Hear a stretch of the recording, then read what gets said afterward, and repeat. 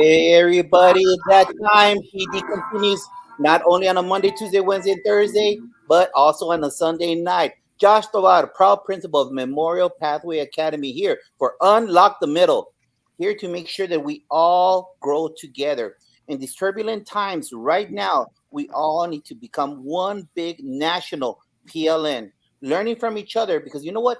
We're all facing the same adversity. It doesn't matter you're California, Alaska, Hawaii, Rona is Rona, and it affected us all the same way. I'm sorry, it is what it is. Red, blue, purple, whatever you want to call it, we're all educators and we're all preparing the future of this nation, making sure that we grow together as one.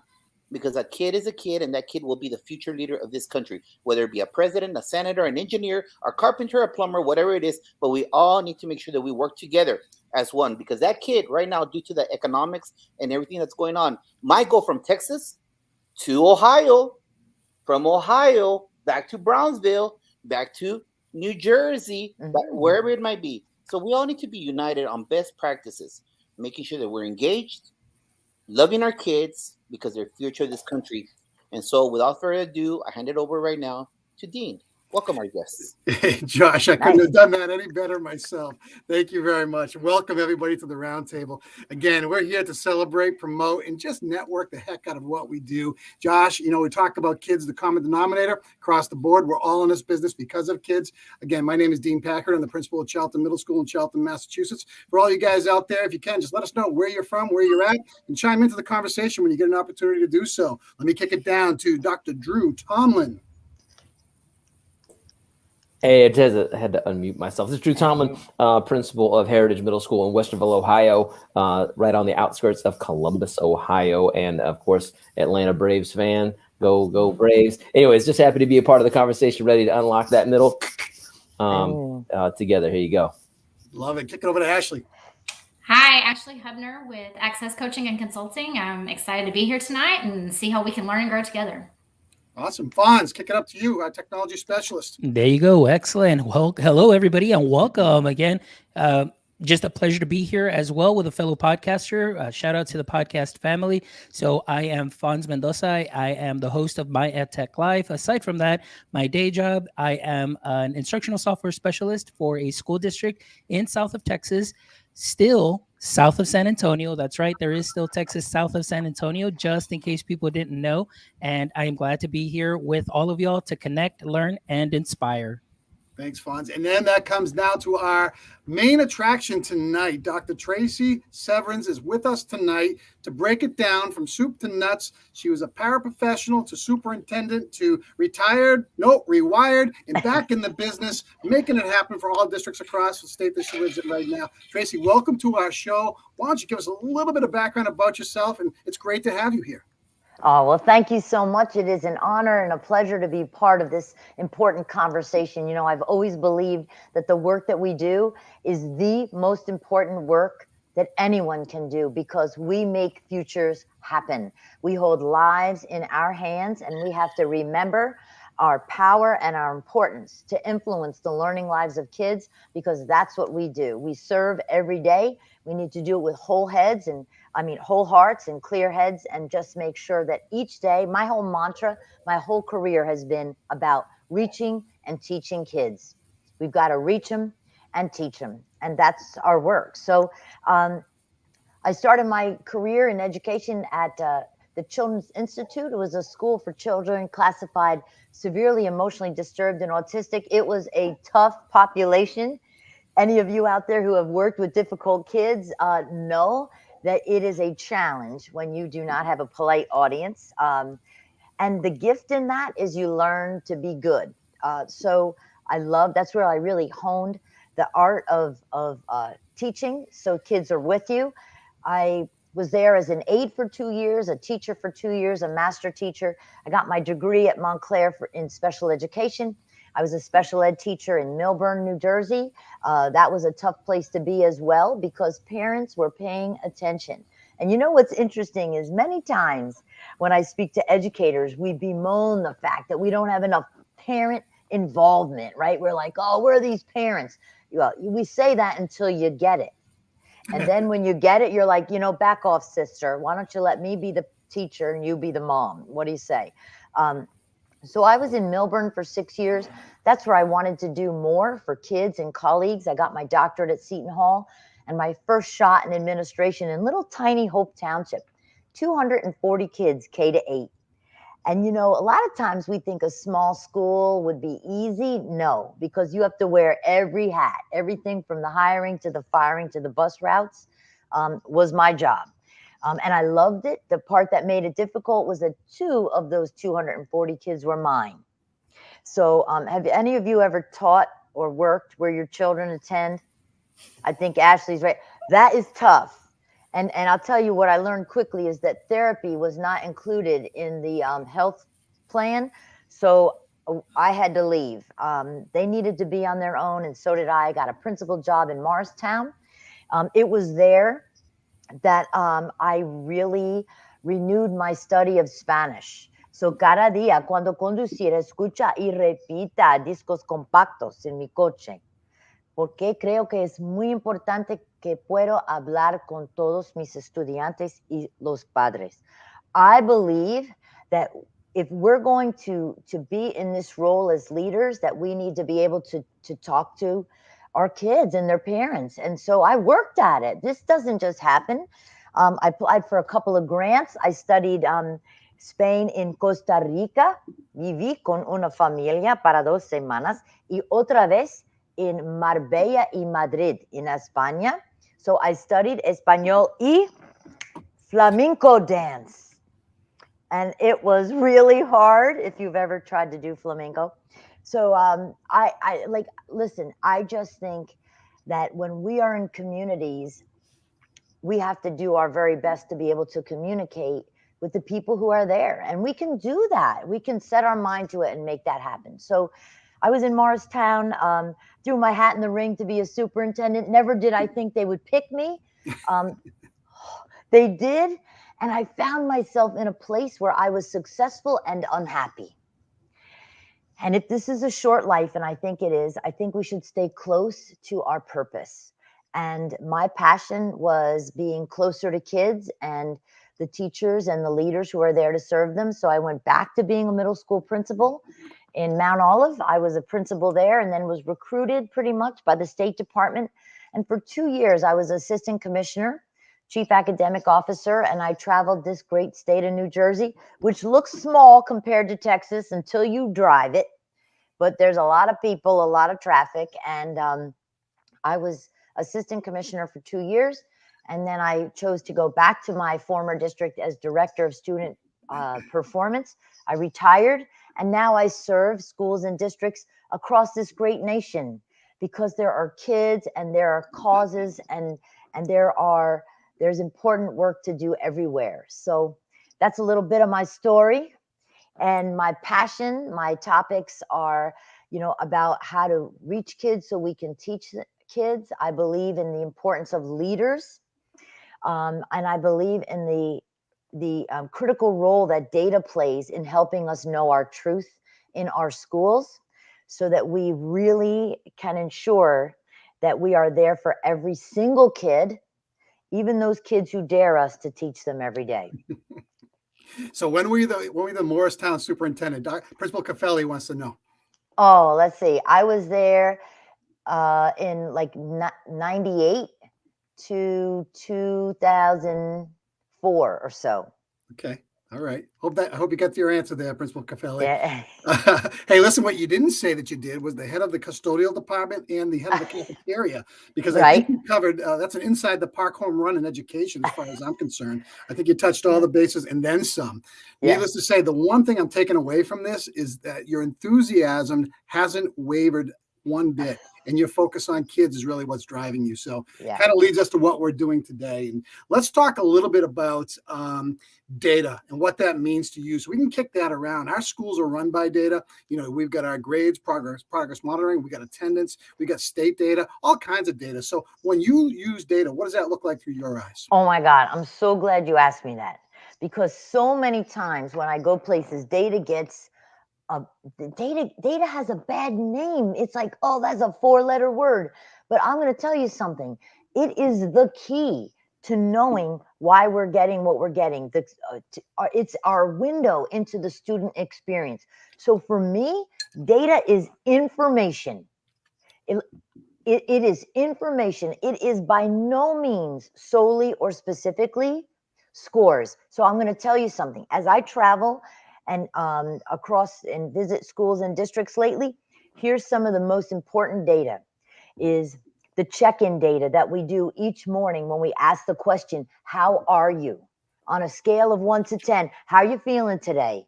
Because if we have kids who are 1s and 2s, then we've got to circle back because they're not going to be available to the learning. The kind of data we need to look at is students' ability to self-regulate. Who forgot how to be a human in a shared space?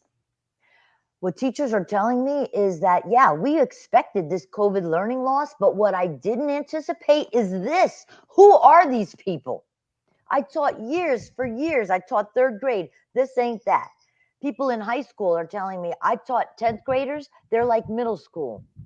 People are telling me that they're meeting all kinds of challenges.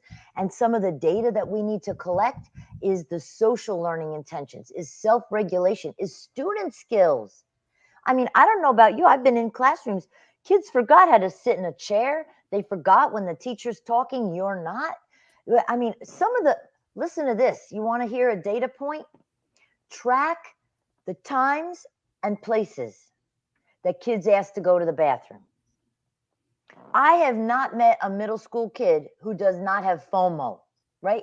Fear of missing out. If something awesome is happening in that classroom, they're not asking to go to the bathroom. What I want to know is why are they all asking to leave the class? We need to find out. We need to ask them, tell me about that. And here's what you're going to notice. If you track students' requests to leave the bathroom, to go to the bathroom, it's going to be in very predictable places with very predictable people. So that's data. For me, data is, it's when we do a hotspot map. So here's a hotspot map. In a middle school, you give kids the floor plan and you have them color the places that are hot. And when I say hot, I mean that don't feel safe, where there's bullying. So if we ask ourselves, where are those places likely to be? What comes to mind? If you gave kids a floor plan, where are the places that bullying is likely to be taking place? Hallways, transitions, buses, Bathrooms. Bathrooms. Locker rooms, Stairways. entrances. Yes. And here's the shocker. There are occasions when I have done that data collection strategy in schools and a classroom lights up red. Ooh. Well, if you have someone who thinks sarcasm is funny, it doesn't feel safe in that room. And leaders need to know, because we have to have a forthright conversation. And you know, Susan Scott, I'm a big fan of Susan Scott book, Fierce Conversations. And she says, you get what you tolerate. And you know what I won't tolerate in any school that I'm in is people who are unkind to kids. I won't have it. I won't have it. We are going to have a fierce conversation, and that is going to change, because learning isn't going to happen in that room. So for me, data is all about getting real, getting close to kids, listening to the staff. Yes, it's about absenteeism. But if you look at Russ Qualia's work, it's about the answer to this question. Okay, you ready? Teachers care if I'm absent. That's one of the questions from Russ Qualia's School Voice Research. Teachers care if I'm absent. So I want everyone out there to imagine, what percentage of your students would answer in the affirmative? In Russ Qualia's research, he asked kids from grades 3 to 12, 60,142 students. And guess what the answer was? Listos?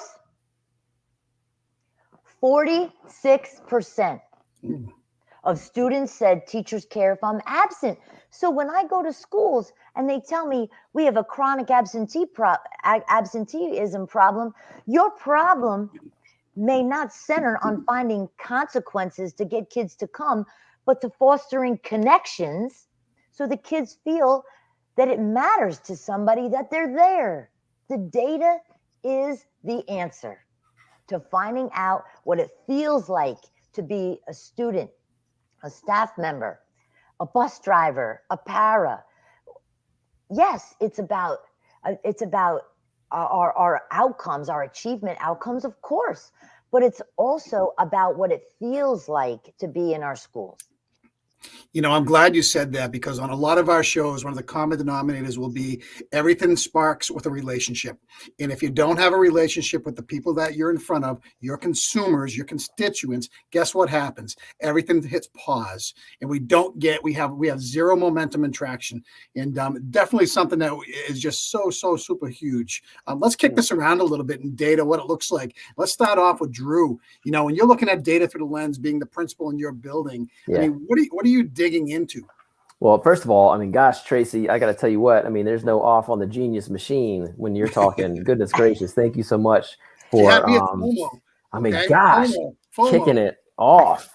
I mean, for me, I know that a lot of us, our focus is on the quantitative data, that numerical data, but I could say first and foremost for a principal in the building, and I think anyone working in a schoolhouse, is that qualitative data that you capture just being out and about. Like, we get ahead of so many different issues by capturing body language on a kid, even like, gosh, this girl's hair isn't what it normally is. Like, what's going on? Let's go ahead and get ahead of that.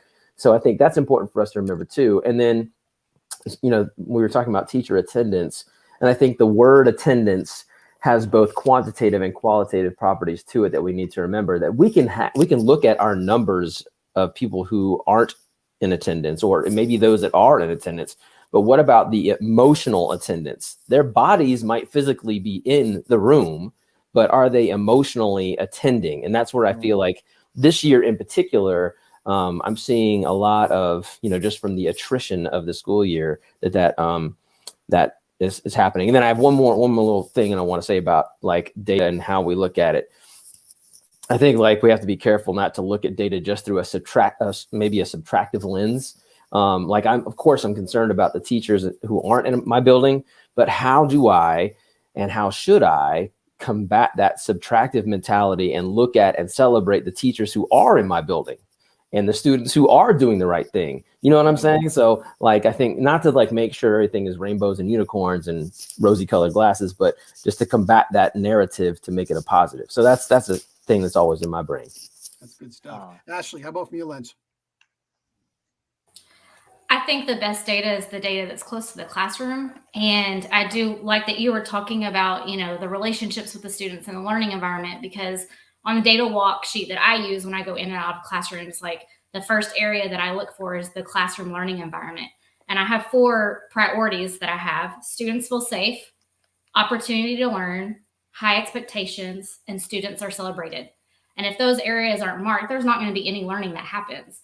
And so when I use that data walk form, it gives me a good sense of what's going on in the classroom, because the learning environment has to be there for the best practices to happen and then for the curriculum to be taught.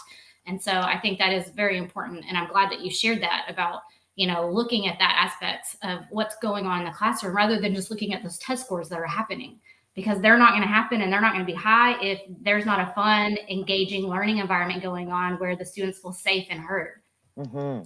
I'm glad you said that, because you know what? We can do a pacing guide that goes 1,000,000 miles an hour, and guess what? We're going to lose people along that on that travel, only because of the fact that going too fast and not having that connection, not having that relational piece. Forget it. Doesn't really matter, especially when I start thinking about math. But whole nother subtopic here. Fonz, from your instructional technology specialist lens. Well, yeah. I mean, unfortunately, like I did make a comment here, a lot of districts that I know just look at the data just because they want to know where they're at as far as test scores. I do get to work with content specialists, and it really truly is about building relationships. And I think even like you just hit it, Dean, we have, our curriculum, we have everything laid out for teachers and offering those things so teachers don't have to feel overwhelmed in creating things. We already have things there for them, but it's the most important thing is what we're seeing. Like, we're trying to support them in helping them. We know that they feel overwhelmed. So my case, it's how can I help you be more efficient and more effective with your workflow through the use of either technology platforms that we have, integrating that with the students as well. But, for me, I also want to look through that lens of the relationship lens. How are the teachers feeling? Because myself being a teacher, I know what that is like. And being in the classroom, I'm continually advocating for teachers to make sure that administrators also know that, like you mentioned earlier, it's like you're not going to see those scores if the environment isn't correct, if the environment isn't conducive, and if the teacher is not there, or that absenteeism, even though they may be there physically, but are not engaging the students. I mean, overall, you're not going to have the results that you're looking for. That is something that I continually have my lens on, and I bring out and stress. But in my lens, guys, there's only so much I can do. Oftentimes, I'm just seen as a computer guy.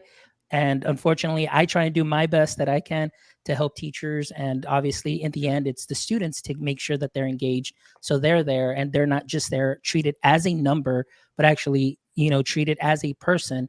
And they get to build up those skills and build up that confidence so they can continue moving forward. Part of the journey, my friend. Good stuff. Josh. I have all these voices in my head like normal. And I hear Coach Hurt talking his podcast about the data and analyzing the items that are taught. Then I've got Todd Whitaker talk about the importance of delivery of instruction, because you have great delivery instruction and you don't have to worry about the connection thing. But then that comes into what Principal Cafella says that has to do with the connections. So I had another podcast I was listening to, one of a orchestra teacher, and he was making a comment and he said this, look, he's overheard some of his team members say, we take the horse to water, but we can't make it drink it. And he made a great comment. He said this, well, how do you know that the water you're supplying in that classroom, the horse wants to drink? How do you know? Yeah, you might be doing a great job with the bell-to-bell instruction, but if the brain is fight or flight, then they're not going to want to listen. They want to go to the restroom. They want to get away from you because you provide toxicity to that student learning. And they're going to refuse to learn because of what you bring to the table. So looking at it from the person that sits in my chair, Drew's chair, I'm looking at how am I doing, or what am I doing to make sure that the message is that we're all in it together. What are we doing to make sure that we appreciate each other and support each other's mission? And I think that's one of the things that I focus more on the previous campus I was at, that went from a D- to a B- with 2,500 kids. It was constantly making sure that they felt appreciated and supported and that we had their back at all levels, the custodian level, the cafeteria worker level, security, paras, team members, everybody, that they felt that that was their home. And I think that that's what someone that sits in my chair brings to the table, making sure that everyone feels comfortable. Because in the end, if everyone feels safe, they're going to want to work for you. Look at all the famous coaches. All the players will run through a wall because they appreciate them and they'll do anything. Even though they're ripping on them, you know what they're going to say? Yes, coach, because they believe in them caring for them. So that's one of the things that now, as Todd Whitaker says, even before the pandemic, things were okay. Now things are very intolerable. And so what are we doing to work together, making sure that we grow stronger together? Cultivating a learning community that everybody feels part of is just paramount in any organization. It doesn't matter what you do. Mine, metaphorically, I'll go back to the coach's mentality here. It's all about the practice plan, and it's not about the big game at the end. If you have an airtight practice plan and you take care of all the little things leading up to the test dates that we have, the rest is gravy. Test days are fun. That should be an easy way to release what you know. And I try to really push that in our school. We look at tests as opportunities. Each and every day you're growing, no matter what it is, socially, emotionally, academically. It doesn't matter. Every day you have a piece of growth. And it all starts with that feeling part of the overall grouping of that learning community within your buildings. And it's from the bus drivers to the cafeteria workers to the custodians to the parents, how you sell it, and again, very important. Let's kick gears right now and let's go with the voice. How do we elicit that voice? Whether it's student, whether it's community, whether it's teacher, and we'll kick it back to Tracey. Well, prior to us jumping on, one of the things I talked about is I also do some strategic planning with districts. And what I say to districts is that I have kind of a unique approach to doing it. I simply don't believe you if you say you intend to improve your district and you're not interested in eliciting the voice of the people who comprise your district. And when I talk about that, I mean everyone from your paras, your teachers, your bus drivers, your custodians, like everyone who comprises the school community, and of course, especially kids. So I go into schools and districts and I meet with students from grades 2 to 12. And you see, here's the thing, that so often we get stuck because I think we think things have to be complicated when in fact it's deceptively simple. Listen, I go into schools and I say to kids, I believe that there's two essential qualities, two characteristics to great schools. One, there's a sense of connection. There are relationships. You feel known and noticed, valued, missed when you're absent. The second is that teachers teach in ways that you learn. So I have a really simple little diagram, or like it's a kind of a graphic organizer, if you will. And on one side, there's a heart. And on the other side, there's a brain. And I said, here's what we need to know. What could we do better or differently as a school or district to create a place where you feel more than just safe, where you feel welcome, where you feel valued, where you feel you can bring your best self and achieve your greatest potential? And what kind of learning experiences help you achieve at your highest level, help you grow, help you perform? And you would not believe what students say from grades 2 to 12. If you want to know how to improve your schools, just ask. They will tell you. And you need to be ready to hear what they have to say. And what a lot of kids are saying is they want more connection. They want a sense of connection to the adults. They want a sense of connection to other kids. They don't want to be in these rigid, chronologically based, grade band where they're, you have to sit here. You don't engage with them. We create these compartmentalized structures that are unlike anywhere else in the world. And they want to know each other. They want to have a sense of ownership. They want to contribute in some meaningful ways. And what I do when I meet with kids is I have them write things down. We surface what they have to say. I kind of analyze, aggregate, and present that to the district leaders and the Board of Ed. And if we want to know how to improve our schools, some of the best opportunities lie right there in the words and the sentiments of our students. If we would just slow down and listen. And here's something that I learned about. It's called contextual inquiry. It's questioning in place. So here's how it was first described to me. A hospital hired an organization to come in and provide them information about the patient experience. They said, we want to know what it's like to be a patient in our hospital. So I want you to think about how you would do that work. If you were hired to do that work, what would you do? What evidence, what artifacts, what data, what would you collect to present back to those hospital administrators? Well, they got together, and on the big day of the reveal, all the, the big brass is in the room, all the administrators are there. And the company shows hours and hours of mind-numbing video of the ceiling. Because the patient experience was one where it was completely devoid of anything that felt good, where there was the patients laid in the bed and stared at the ceiling. And so what I like to say to people is, we need to seek to know what it's like to be students in our school. And I like to be a little bit provocative, a little bit disruptive here when I say to the people who are observing today that I believe you have no idea what it's like to be a student in your school. And until you take the time until you randomly pick a student and you spend a whole day in their cons or their Uggs or their Crocs or their whatever, you have no idea what it's like to be a student in your school. And when I've talked to administrators and teachers who've taken up that challenge, what some of them have said to me is that they had no idea. Some of them, most of them, don't make it through a day. And I'm gonna send props to Heather Schwartz, who I issued that challenge at a conference I was doing once, and she took up this mantle in a way no one else has. She selected students from pre-K to 12 and spent a full day as that student.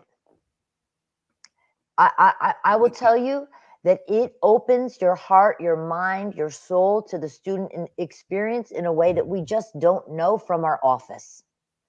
So I did that as a middle school principal, and I'll tell you, it was tough.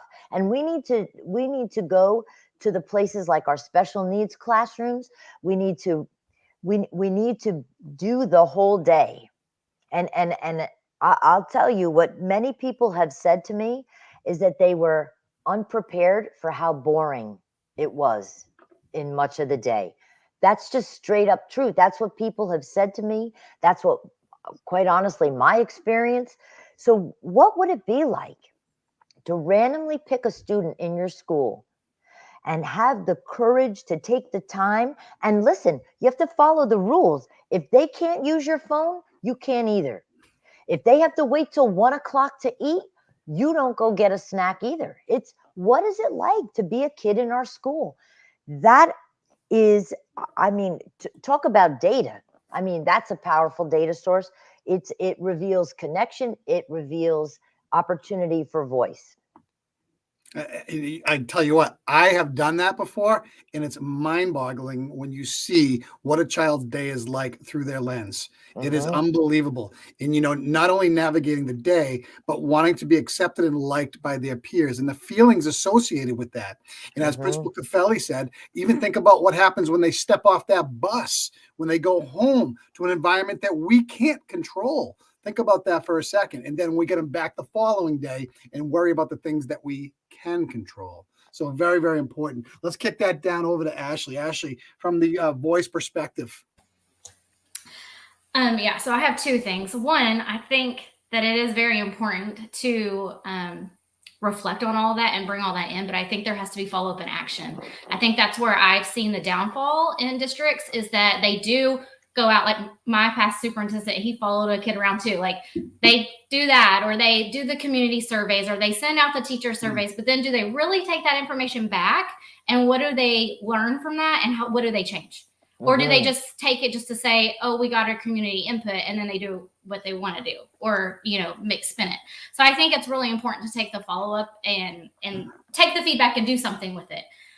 The other thing, going back to the students and the student voice, I think that's the biggest gap that I've seen in my work this year with teachers in the classroom, is that they're sitting there not engaged and not interacting, not communicating with each other, not communicating with the teacher. And so a lot of my work has been just helping the teachers learn structures to have active response and student voice in the classroom. And what, small tweaks can we do in the classroom to have the kids turn and talk and get to know each other?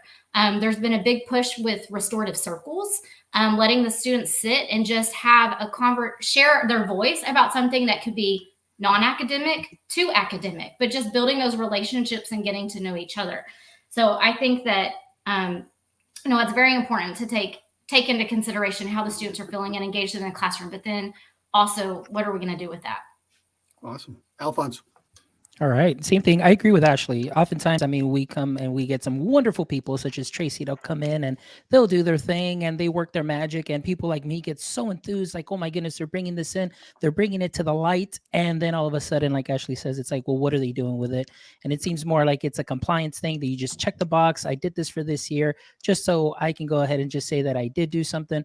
But then there's no follow up, and, there's nothing that is done. And that to me is something that is disheartening, because I can see that there could be so much that we can learn from our students. As a matter of fact, I had a guest several podcasts ago, Bo Neal. He's founded an online charter school, but he said while he was teaching, he said, if I wanted to get better as a teacher, I would talk to my students and have them evaluate me. If you think about it, students have seen every single type of teacher there is, all the way from pre-K, K, all the way to 12th grade. Do you not think that they have expertise on what works and what doesn't?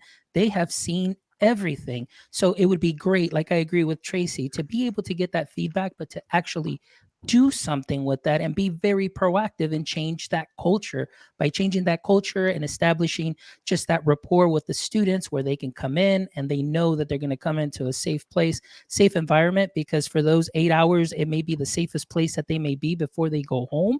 And then I remember I would tell my kids, hey, just when you're in my class, be a kid. We're going to have fun. Don't worry about what's happening out there.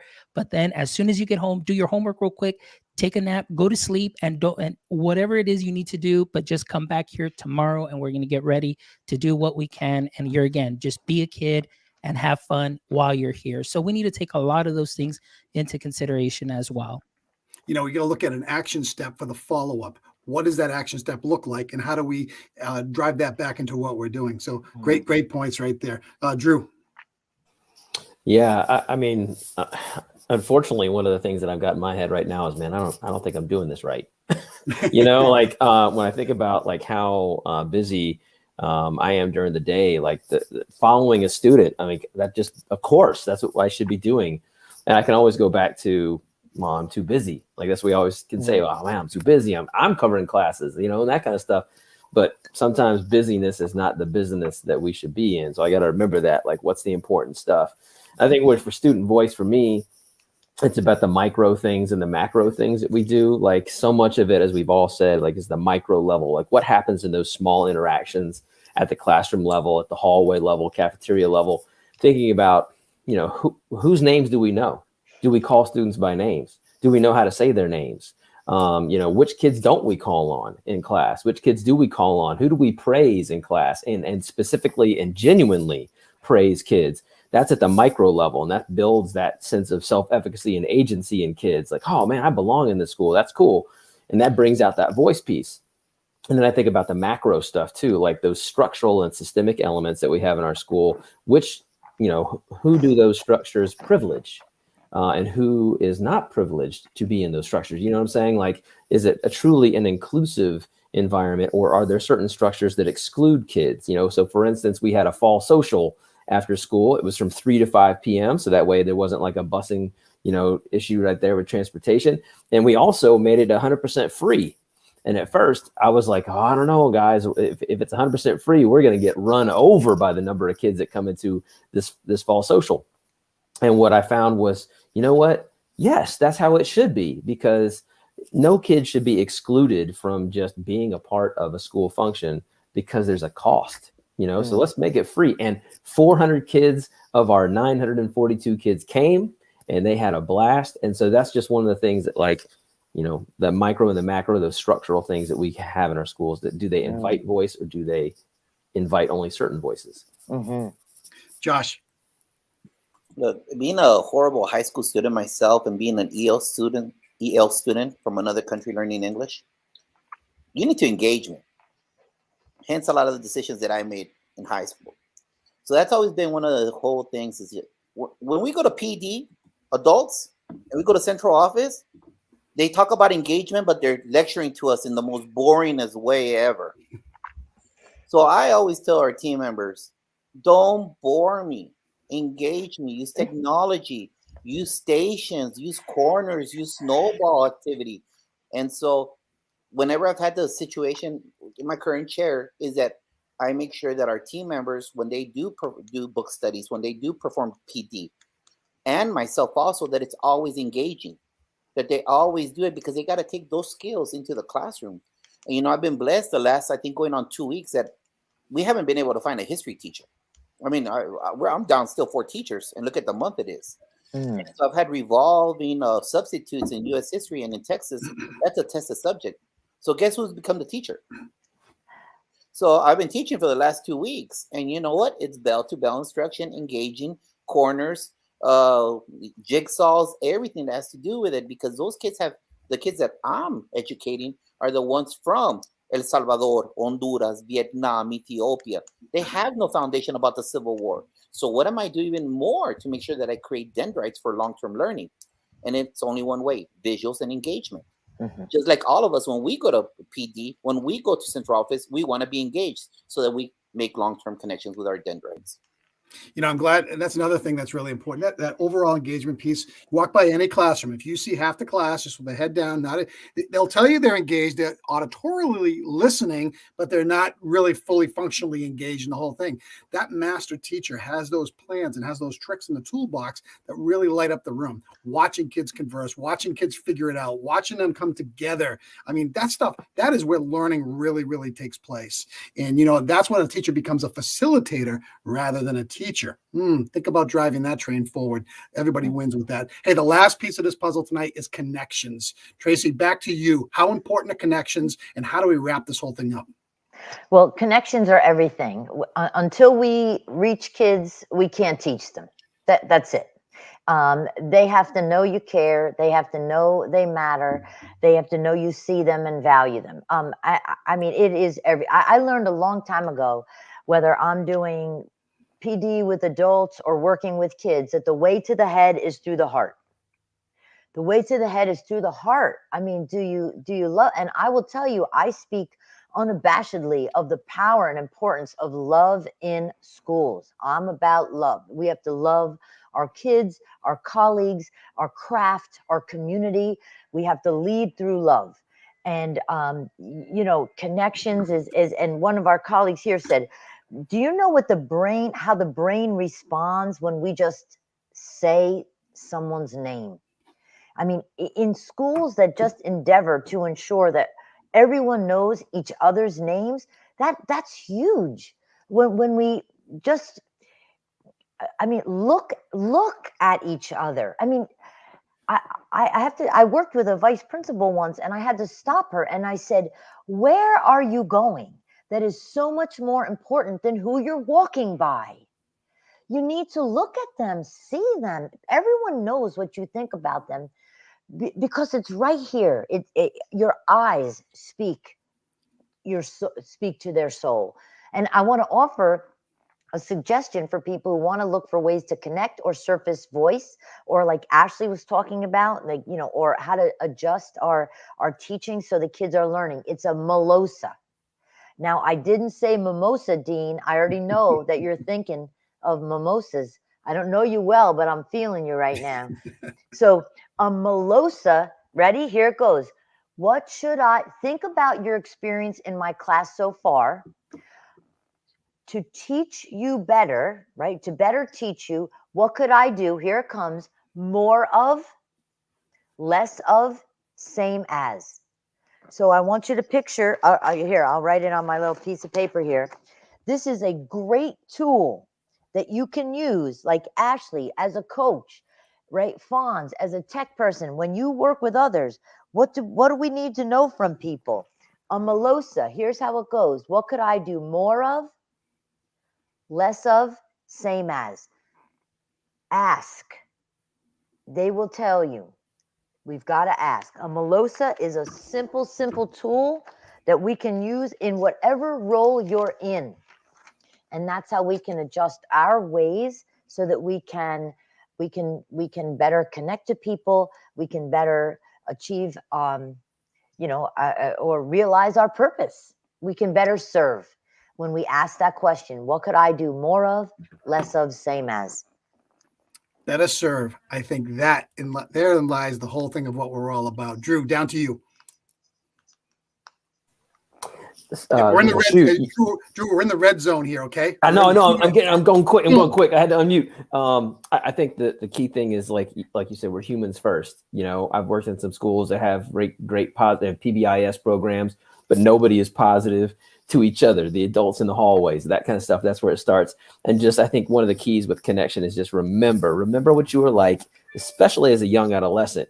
Man, if you remember what you were like, that odd feeling, that icky feeling, that outcast feeling, go there. And that can help you sometimes connect with a kid who might feel disconnected. Yes. Boom.